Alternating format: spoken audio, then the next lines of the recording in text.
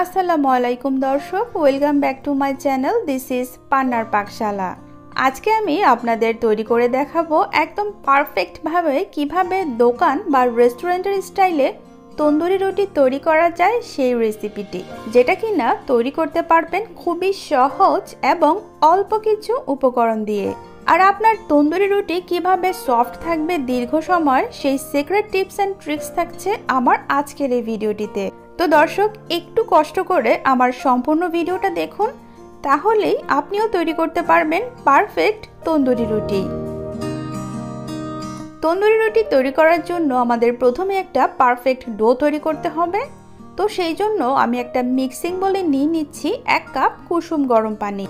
এই পানিটা এরকম কুসুম গরম হবে যে আপনি যখন একটা আঙুল ডিপ করবেন কিছুক্ষণ সহ্য করতে পারবেন, এরপর আর সহ্য করার মতো হবে না, এমন হতে হবে পানিটা।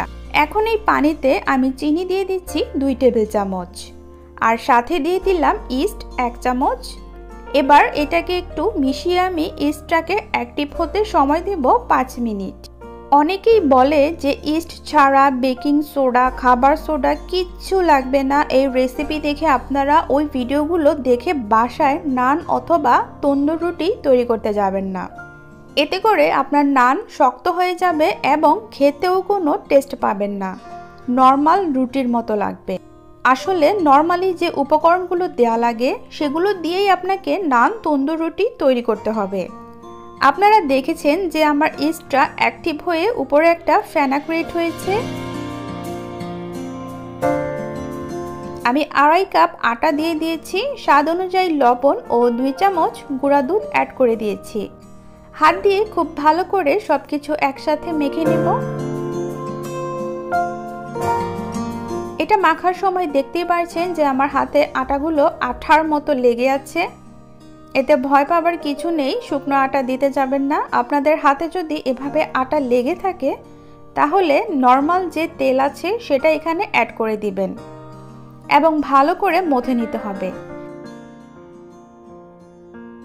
দেখুন, আমার এটা মাখাতে মাখাতে বোল এবং আমার হাত দুটোই ক্লিন হয়ে গিয়েছে আর ডোটা খুব সফট হয়েছে। সামান্য একটু তেল মেখে আমি এখন এটাকে রেস্টে রেখে দেব 1 ঘন্টা। চেষ্টা করবেন ডোটাকে একটা গরম স্থানে রাখার, এতে করে এটা অ্যাক্টিভ হবে খুব সহজে। ফিরে আসলাম 1 ঘন্টা পর, আর এদিকে আমার তন্দুর রুটির ডোটা দেখুন কিভাবে ফুলে বোলটা ভর্তি হয়ে গিয়েছে। আমি এর বাবলসগুলো বের করে নিচ্ছি। এবার কিছু শুকনো আটা ছিটিয়ে আমি ডোটাকে আরো 5 মিনিটের মতো মথে নেব। এতে করে আমার তন্দুরগুলো খুব সফট হবে। দর্শক, আমার ভিডিওটা যদি আপনাদের কাছে ভালো লেগে থাকে তাহলে কিন্তু লাইক কমেন্ট করতে ভুলবেন না, আর আমার সাথে কানেক্ট থাকার জন্য আমার চ্যানেলটি সাবস্ক্রাইব করে আমাকে সাপোর্ট করবেন।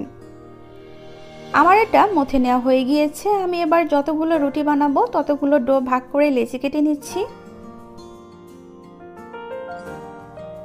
এবার এখান থেকে একটা লেচি নিয়ে আমি গোল গোল শেপ দিয়ে নিচ্ছি। এরপর এর উপরে শুকনো আটা ছিটিয়ে রুটির মতো বেলে নেব।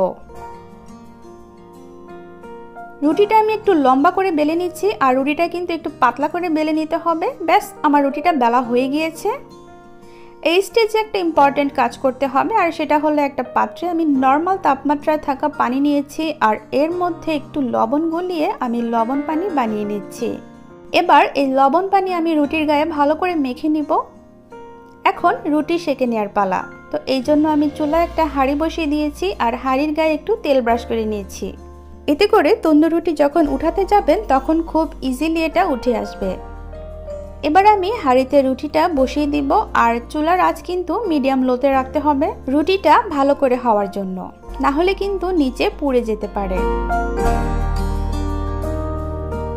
ওয়াও, দেখুন দর্শক, মাশাআল্লাহ, আস্তে আস্তে তন্দুর রুটিটা কিন্তু ফুলে উঠেছে। এখন আমি হাঁড়িটাকে ধরে চুলার দিকে রুটিটা এভাবে ধরবো, এতে করে রুটির গায়ে খুব সুন্দর একটা কালার ক্রিয়েট করবে। আপনারা চাইলে এই কাজটা নর্মাল গ্যাসের চুলাতেও করতে পারবেন। এবার হাঁড়ি থেকে ছাড়িয়ে নিচ্ছি। আমি ঠিক সেম প্রসেসেই সবগুলো তন্দুর রুটি বানিয়ে নিয়েছি। তো দর্শক, দেখুন কতটা ফুলকো আর সফট হয়েছে এবং আমার প্রত্যেকটা তন্দুর রুটির গায়ে খুব সুন্দর একটা কালার ক্রিয়েট হয়েছে। আপনারা কিন্তু বাসায় অবশ্যই ট্রাই করে দেখবেন একবার হলেও। আর কেমন হয়েছে কমেন্টে জানাতে একদমই ভুলবেন না। এবং তন্দুরি রুটি কে কি দিয়ে খেতে পছন্দ করেন তা জানাবেন। তো সবাই লাইক কমেন্ট করতে থাকুন। আবারও চলে আসবো নেক্সট কোনো রেসিপিতে।